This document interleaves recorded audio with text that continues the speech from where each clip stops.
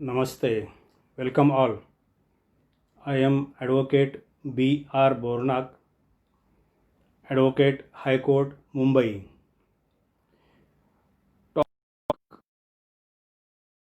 Today's lecture is Accounts per Cooperative Housing Society Limited in Maharashtra. Okay. Now let us see first accounts of a cooperative housing limited. I will explain these all provisions in the Maharashtra Cooperative Societies Act 1960, Cooperative Societies Rule 1961, and bylaws prescribed by the Government of Maharashtra and as approved by the Registrar of Cooperative Societies, Maharashtra State. Okay, means considering the legal provisions, I am going to explain all these topics. Now, for today's Society Limited. So far as accounts of a cooperative housing society limited, this concept is concerned, there are legal provisions in Rule 61. The provisions in Rule 61, they provides for annual statements of including balance, etc. Rule 62 provides for form for the balance sheet and profit loss account. Besides that, bylaw number 163 provides for accounting year. Bylaw number 143 provides for secretary to maintain and keep up to date account books etc. of a cooperative housing society limited. Bylaw number 146 provides for finalization of accounts. Bylaw provides for profits, and bylaw and 150 provide for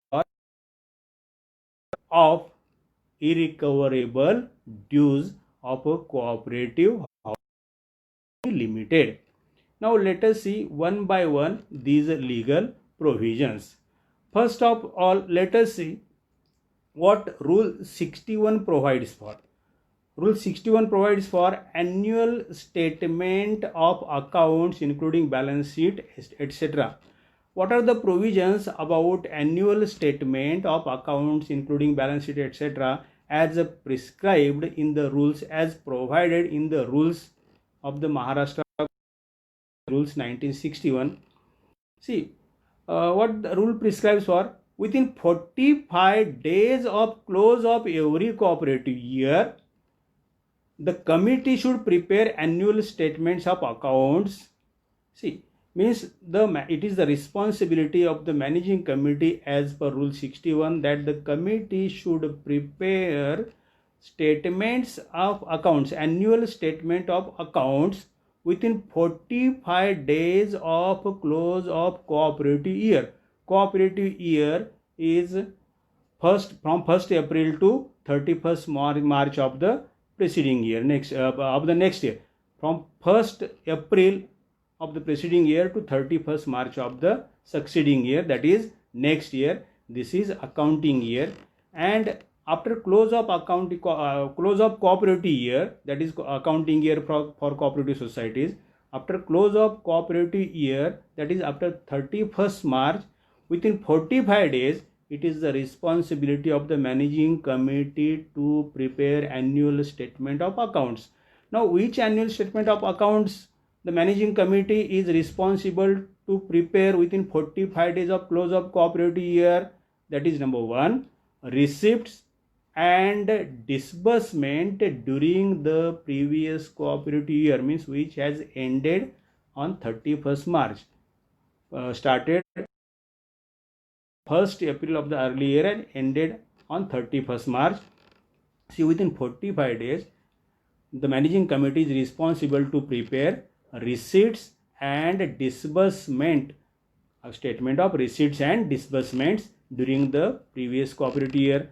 Thereafter, the statement of the profit and loss account for the year, means for the year that has been ended.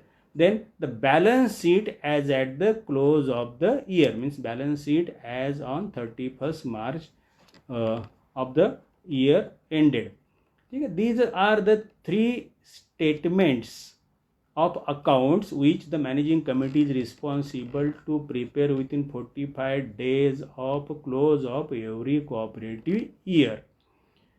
Now, after preparing these statement of accounts within 45 days of close of cooperative year, it is the responsibility of the managing committee. These books are to be kept open to inspection by any member during office hours at the office of the society.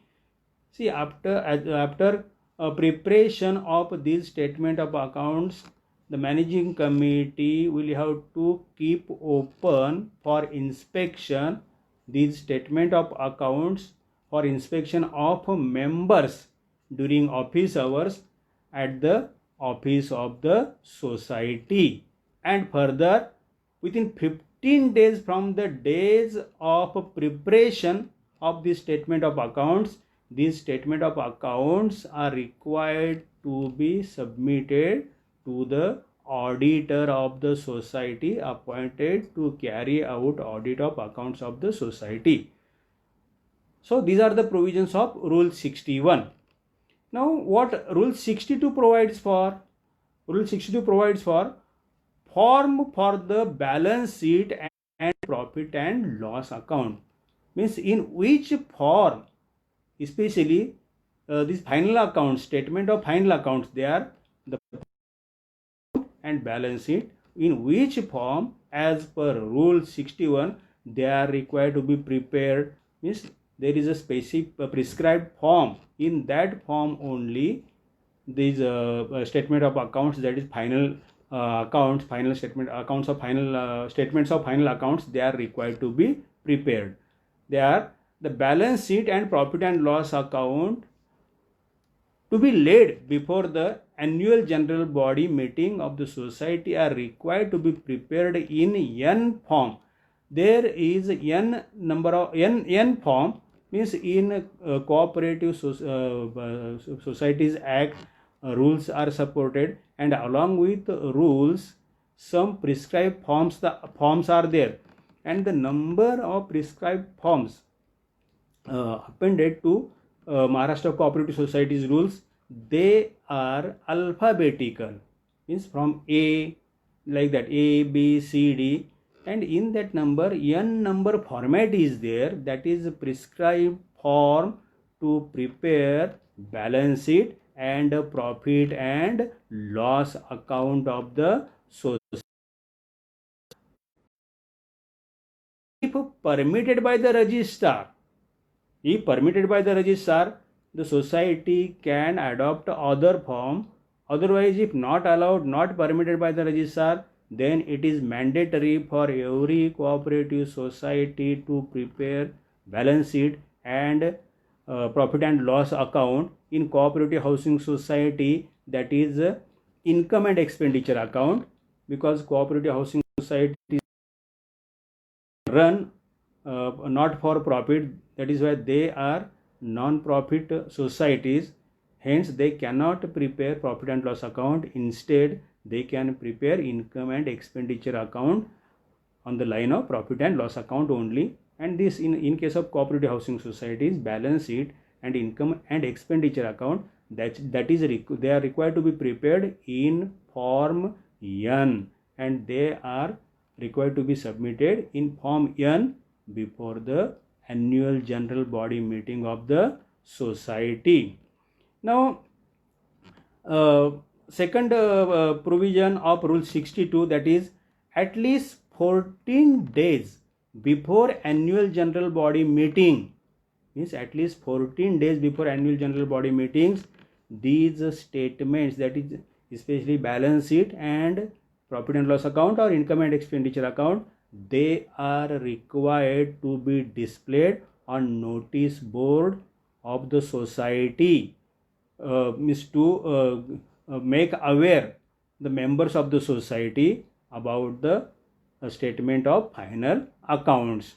Now, which things the society, which statements the society, that is managing committee, should display on notice board of the society as per subsection sub rule 2 of rule 62, means within at least 14 days before. See, this 14 days, at least 14 days before, this 14 days time period, that is for notice of annual general body meeting. That is why prior to that period, at least 14 days before, okay, the managing committee is required to display a copy of the balance sheet and a copy of profit and loss account and a copy of the report of the committee. These three documents the managing committee is responsible to display on notice boards of the society at least 14 days before the annual general body meeting. See, these are two main provisions in rules. As such, so far as accounts is concerned, means no such clear cut provisions in the act, but they are in the rules. Okay, rule 61 and rule 62. Rule 61 is about preparation of annual statements, that is receipts and disbursement account, the profit and loss account or income and expenditure account, and balance sheet. And these statement of accounts, they are required to be prepared within 45 days of close of cooperative year. Okay, and rule 62 provides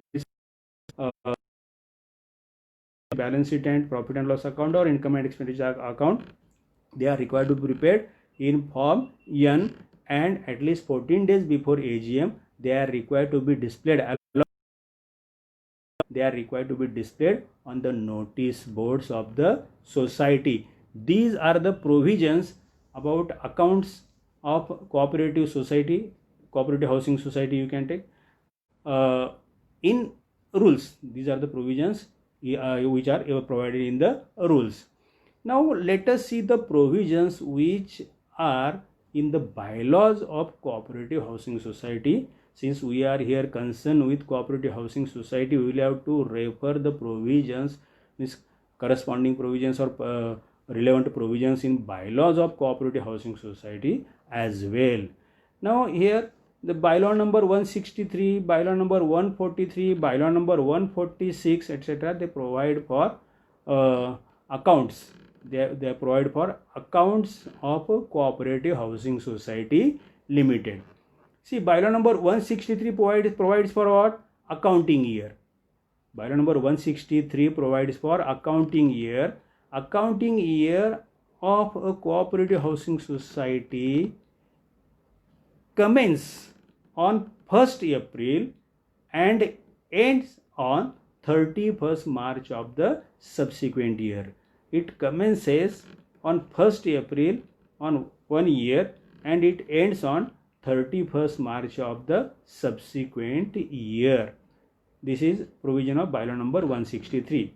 Now provision of bylaw number 143, that is secretary to maintain and keep up to date account books, etc. Means it is the responsibility. Bylaw number 143 puts responsibility to maintain and keep up to date the books of accounts on secretary of the society. But there is one scope for another provision, unless otherwise decided by the committee. If in the committee it is decided instead of secretary, some other responsible person or managing committee member like treasurer, he is given responsibility to prepare the books of accounts of the society, to maintain and keep up to date, then as per means otherwise decided by the managing committee. But as per the provisions of bylaw number 143, that is responsibility of the secretary. Okay, now see, the account books, register and other records, etc., that is required to be maintained by the secretary or otherwise decided by the managing committee. The list of these books, register, other records, etc., that is given under bylaw number 141 and bylaw number 142. In bylaw number 141, there is a given list of the registers, books of accounts, etc. And in bylaw number 142, there is a list of files, forms, etc. Files to be kept separately, which forms are required to be maintained at society level, etc. So as mentioned in bylaw number 141 and 142, it is the responsibility of the secretary or any other person otherwise decided by the managing committee to keep and maintain up to date the books and records of the society. This is provision in bylaw number 143 of Cooperative Housing Society Limited. Now provision under bylaw number 146A. Bylaw number 146A provides for finalization of accounts. Bylaw number 146A provides for finalization of accounts. The similar provisions are reflected in bylaws also, as we have seen in rules. What this bylaw number 146 provides for? It provides for within 45 days of the close of every cooperative year, the books of accounts, they are to be finalized. The statement of final accounts or accounts of the society, they are to be finalized by the secretary or any other person authorized by the committee. Means here also the provision is same. The secretary or other authorized person is responsible to finalize the accounts of the society within 45 days of close of every cooperative year. Now in these books of accounts, or while finalizing the accounts, which statements are required to be prepared by secretary or any other person authorized by the committee? That is, number one, the receipts and payment statement, then the income and expenditure statement for Cooperative Housing Society Limited, the balance sheet in the form prescribed under Rule 62(1). We have seen that form N under 60 form is form N. In form N, this income and expenditure and balance sheet, these two statements are required to be prepared. Besides receipts and payment statements, income and expenditure account or statement, balance sheet, etc., some other statements are also required to be prepared by the secretary or the person responsible. Which are they? List of active members and non-active members with amounts to their credit in the share capital account and deposits if any.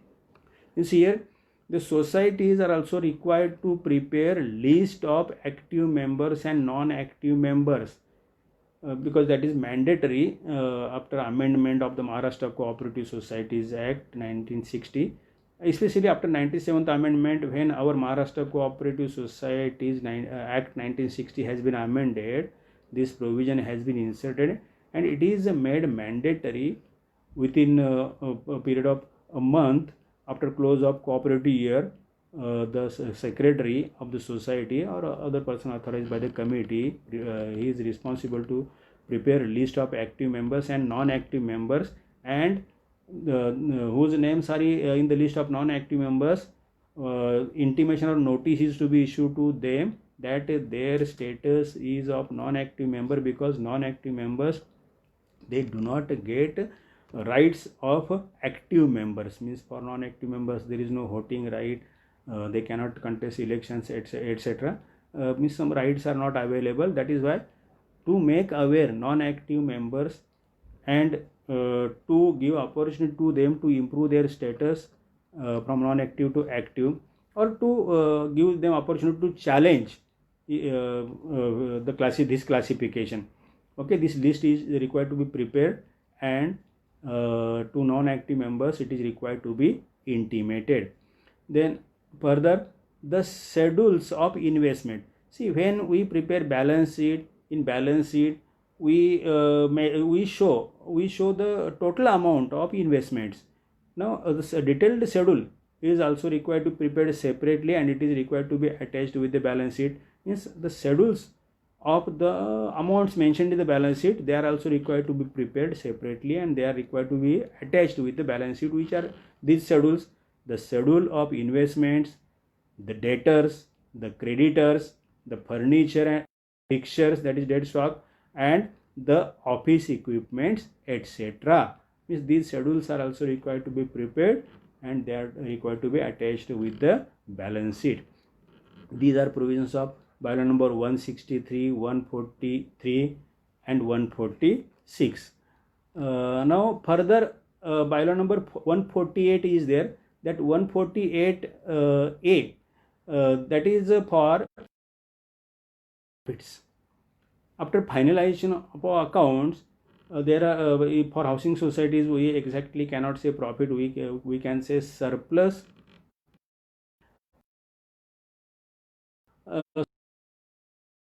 Our surplus is to be appropriated. Regarding this, there are provisions in bylaw number 148. So what bylaw number 148A says? That is, first, as per bylaw number 148A, the society will have to contribute in a statutory reserve fund out of the surplus or out of the profit to the extent of 25% of the net profits. Means of the net profits, 25% amount is required to be apportioned to statutory reserve fund. Okay, and after apportioning 25% of the net profit to statutory reserve fund, remaining profit, that is 70%, that is required to be distributed or apportioned as number 148. Means what is this apportionment as per bylaw number 148B? That is distribution of remaining profit of the society in that number 1, dividend not exceeding 15% per annum on share capital as on last day of preceding cooperative year. Generally in cooperative housing societies, we do not offer any dividend to the members of the society, but there is a provision in the bylaws, as it is in the act that dividend is required. The dividends, the society can pay the dividend if society has earned the profit. So there is provision in bylaws, but generally as cooperative housing societies, we do not prefer to pay dividend to the members of cooperative housing society. Second distribution, that is honorarium to office bearers not exceeding 50% of the net surplus. Here there is a provision in the bylaws, that is bylaw number 148B2, for payment of honorarium to office bearers not exceeding 15% of the net surplus. Means here there is a provision of a payment of honorarium to office bearers as well. Here also the provision is there, but we in cooperative housing societies do not prefer to pay honorarium to office bearers. Okay, but provision is there. Now third number, to common welfare funds as decided by the annual general body meeting for furtherance of object as specified in bylaw number 5D. Means bylaw number 5 is, that is about objectives of the society, for which objectives the activities of the societies are to be carried out. And in that bylaw, bylaw at number 5D is social, cultural or recreative activity. Means the society can carry out itself or with the help or assistance of any other organization, etc. Society can carry out social, cultural or recreative activity. Means there is a provision in the bylaws, and there is a provision to provide to give funds for those activities. So you can carry out, as per bylaw number 5D, you can carry out social, cultural or recreative activities. And as per bylaw number 148B3, you can spare funds of your surplus for carrying out these social, cultural or recreative activity. There is specific provision. Societies can take help of this provision to arrange social, cultural or recreative activities in the society. Now at number 4, balance to be carried forward or dealt with as decided in annual general body meeting on recommendation of the committee. Now the remaining surplus, that is either to be carried forward for next year or otherwise to be dealt with as decided in the annual general body meeting on the recommendation of the managing committee. So this bylaw number 148, it provides for appropriation of profits. Okay, now let us see next provision, that is bylaw number 149 and bylaw number 150. See, bylaw number 149 and 150, they are about to write off irrecoverable dues. So some dues are there which prove to be irrecoverable even though required steps have been taken as per the act to recover those dues, but it is proved that they cannot be recovered, hence their status become irrecoverable dues, and it is advisable to write off these irrecoverable dues lying or means shown unnecessarily in the balance sheet, in the asset side of balance sheet. So what is the provision to write off irrecoverable dues? First of all, let us see bylaw number 149. Bylaw number 149 provides for the amounts which could be written off. Means under bylaw number 149, means there are amounts are given which amounts the society can write off. Which are these amounts? One, society's charges due from members. That is first. If society's outstanding dues are there and they are not recoverable, outstanding dues from members are there, and if these dues are proved to be not recoverable, then these amounts are included in this provision. Then the expenses incurred on recovery thereof, means society has incurred expenses for recovery of these outstanding dues, but in spite of incurring expenses to recover these outstanding dues, the society has failed to recover the dues. Then along with the outstanding dues of the members, the amount spent or expenses incurred on recovery of these outstanding dues, they are also to be written off. Then the accumulated losses, if there are losses in the accounts of the society and they are accumulated, then it is advisable they are to be written off. And see, these are the three amounts which the societies can write off. But before proceeding to write off these amounts, as per law, it is mandatory that the statutory auditor appointed by the society, he must certify that these amounts are now irrecoverable. Society has done enough efforts and the society has spent much amount for recovery of these dues, but now these dues cannot be recovered and hence they are irrecoverable dues.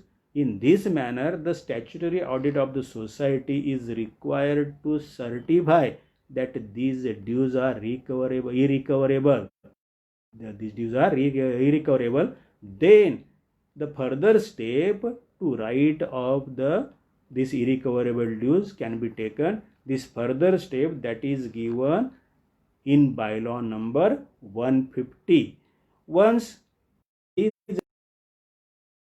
by the statutory auditor of the society that these dues are irrecoverable, then the required proposal is put before the annual general body meeting, and in that annual general body meeting, sanction or approval is taken from the members to write off these irrecoverable dues as certified by the statutory auditor.